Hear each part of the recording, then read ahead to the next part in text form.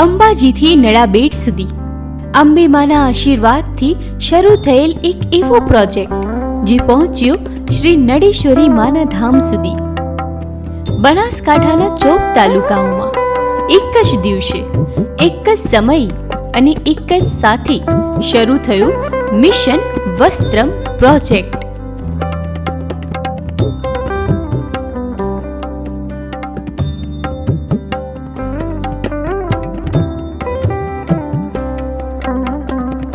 Mission વસ્ત્રમ કાર્યક્રમ હેઠળ સરકારી દવાખાનાની અંદર ડિલિવરી થતા તમામ નવજાત બાળકોને બાળ શિશુ કીટ આપવામાં આવે છે, જેની અંદર ચોખ્ખા કપડાં સામેલ હોય છે.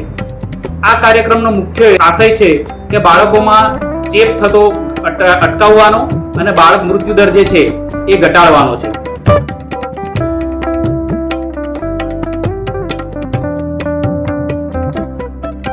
ગુજરાત રાજ્યમાં દર વર્ષે અંદાજિત 13 લાખ બાળકોનો જન્મ થાય છે, જે પૈકી 60,000 જેટલા બાળકો પોતાની પ્રથમ વર્ષગાંઠ પણ ઉજવી નથી શકતા.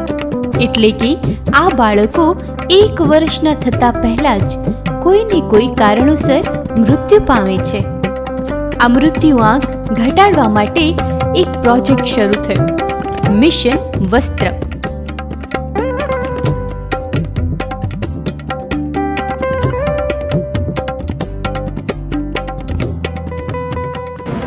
આ કાર્યક્રમ આખો અલગ રીતે ડિઝાઇન થયેલો છે અને માની કૃપાથી શક્ય બન્યો છે.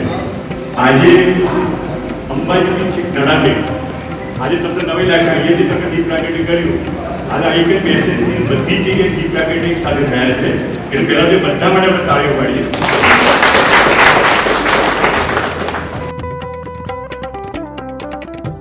આપણે એવું નથી કર્યું કે માતાના દરબારમાં જે બાળક જન્મે એને તેનું મળવું જોઈએ, બાકી નથી પડતા. અને આ 100 દિવસમાં જે જન્મ લેશે એ મા શક્તિના કંઈક આશીર્વાદ હશે એમના ઉપર કે જે આપણને આ નિમિત્તે ભેગા કરે.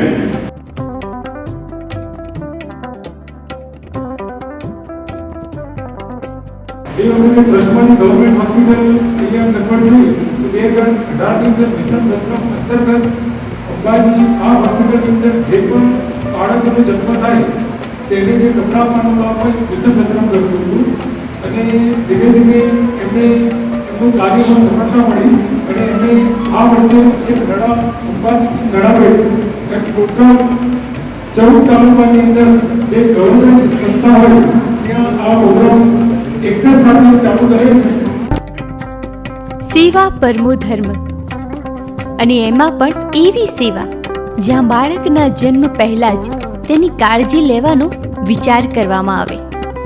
બનાસકાંઠાની વાત કરીએ તો વર્ષ 2023થી 24માં 83,834 જેટલા બાળકોનું જન્મ થયેલું, જેમાંથી 634 જેટલા બાળકોનું મૃત્યુ થયું. બાળ મરણ થવાના વિવિધ કારણોનો અભ્યાસ કરવામાં આવ્યો, જેમાં જણાયું કે બાળકોમાં કુપોષણ, બાળક ઠંડુ પડી જવું અને ચેપ લાગી જવું આ કારણો જવાબદાર જણાયા. આ કારણોને ઓછું કરવા તેમજ બાળ મૃત્યુદર ઘટે તે આશયથી મહિલા કલાનિધિ ટ્રસ્ટ કાણુદર પ્રેરિત અને પરીખ ફાઉન્ડેશન મુંબઈના સૌજન્યથી શરૂ થયો આ વિશાળ પ્રોજેક્ટ મિશન વસ્ત્રમ. એક સાથે જ્યાં 14 તાલુકાઓમાં આ કીટ વિતરણ કરવામાં આવ્યું, જ્યાં ઘણા અધિકારીશ્રીઓ હાજર પણ રહ્યા. 14 તાલુકાઓમાં આજે જે આપણે આ કીટનું વિતરણ થઈ રહ્યું છે, તો માતાજીના આશીર્વાદ અને સર્વજના નડેશ્વરી માના આશીર્વાદ સુધી આપણે પહોંચીએ અને આજે આપણે આ કાર્યક્રમમાં જોઈએ.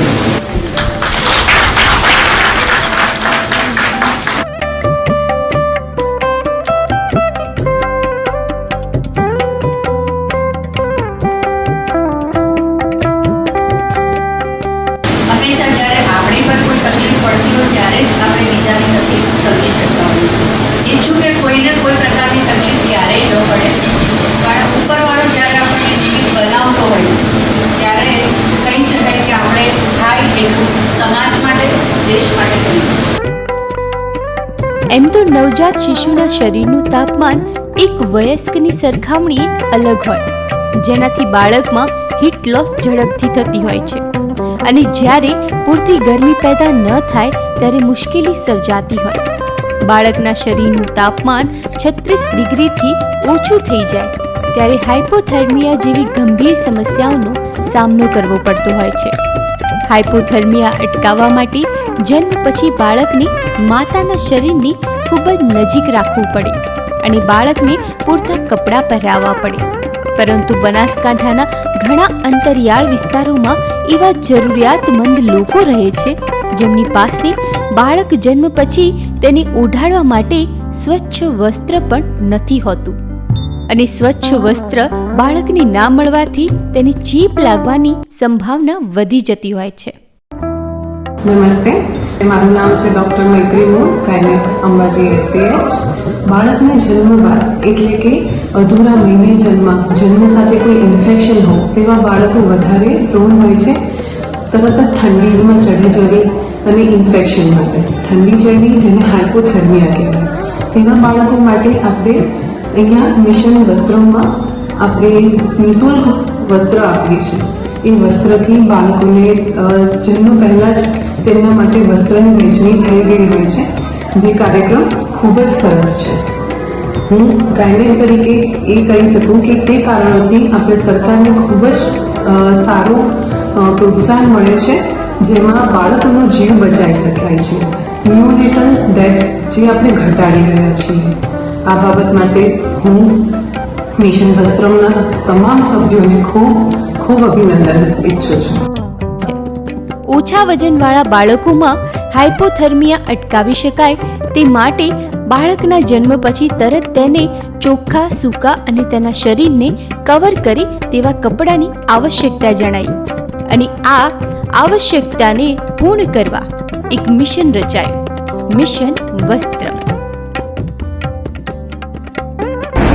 આ મિશન વસ્ત્રમ 25/10/2017થી 2 તાલુકા દાંતા અને અમીરગઢમાં એની શરૂઆત કરવામાં આવી હતી પાયલોટ પ્રોજેક્ટ તરીકે. પછી એના સારા પરિણામો મળવાથી સમગ્ર જિલ્લામાં આજની તારીખે 14 તાલુકામાં આ પ્રોજેક્ટ શરૂ થાય છે. આમાં સાહેબે કહ્યું એ રીતે બાળક બચાવવાનો મુખ્ય હેતુ છે. કોઈ પણ બાળકને કોઈ મુશ્કેલી ના પડે અને એનો બુદ્ધિ અને વિકાસ સારો રહે એ આપણો હેતુ છે. એના માટે ખૂબ સરસ પેક કરેલું જબલું, મોજા, ટોપી, ઘૂઘરો આ બધું અમે પેક કરીને આપીએ છીએ. આ વખતે એક નવીન માતાજીના આશીર્વાદ સાથે એક ચૂંદડી પણ આપી છે, માતાજીનો પ્રસાદ પણ આપ્યો છે, જેથી માતાજીના પણ આશીર્વાદ તમારી પર રહે કે તમારું બાળક ખૂબ તંદુરસ્ત અને સ્વસ્થ રહે એવી અપેક્ષા છે.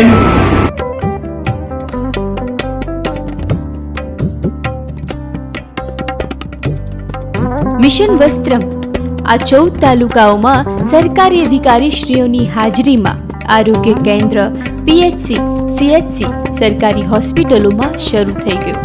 100 દિવસ ચાલનારા આ પ્રોજેક્ટના આ ભગીરથ પ્રયાસને આપણા સૌ તરફથી 100 સલામ.